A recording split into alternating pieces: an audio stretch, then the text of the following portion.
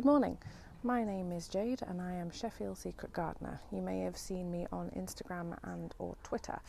The aim of this video this morning is to really create my first video for YouTube, and it's to introduce my next project here on the allotment. Now my allotment is not perfect, it's quite untidy and it still needs a lot of work, but I do want to encourage more wildlife into the allotment, and therefore I have designated a patch of ground, 17 foot by 14 foot, where I'm going to be basically gardening within that space primarily for wildlife, and also to make it look pretty as well. So I'm going to show you the patch of ground that I've got earmarked for that. Please be aware it's covered in weeds. This is the area that is going to be the new wildlife garden. As you can see, at the moment it is completely overrun with bindweed, so that is going to be the first thing that I need to do when sort of tackling this new project. That is probably going to take a lot of time.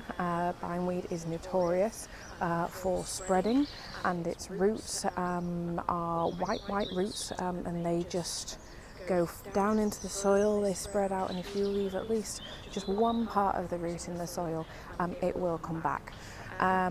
So this will be my first port of call, obviously uncovering, weeding, and then it will be on to marking out a pond. There's going to be a pond sort of in the middle, and then the planting will fan out from there.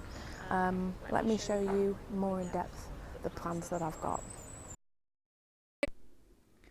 So this is the plan, very crudely drawn, I realise, but I'm intending on making it look a little bit more professional in due course, but for now it does give you a little bit of an idea of where I'm trying to go with this.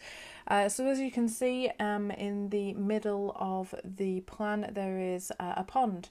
I'm aiming for it to be at least a foot deep, so that I can have some water plants in there, and obviously I will need to ensure that small mammals, etc., should they fall in, will be able to get out.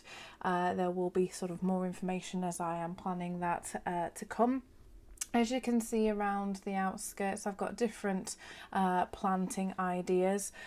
So wildflowers will feature very heavily in this planting. Things like oxeye daisies, primrose, cow parsley, all sort of native British wildflowers are going to be used. A herb garden, very important for both myself and the pollinators.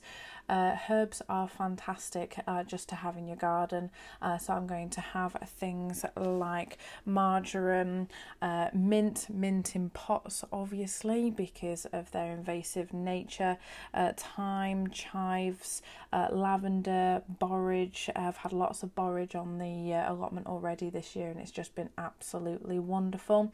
It is going to be the entire area going to have lavender planted all around it.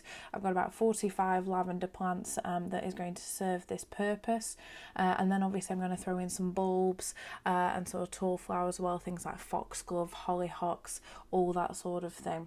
So that gives you a bit of an idea of what I've got working in my head at the moment. So yes, that is the plan for the wildlife garden. It is a basic drawing, I know, but hopefully it gives you an idea of what I'm planning there.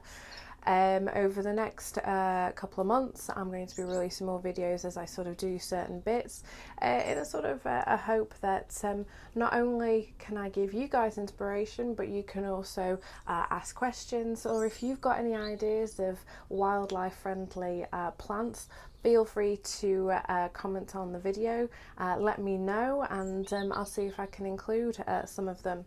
Some of the plants that I have got in readiness for the wildlife garden are here.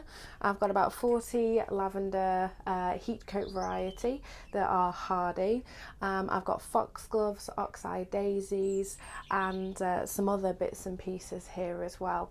I do have some plants at home in the cold frame as well, and I will be sowing more plants sort of going into spring as well.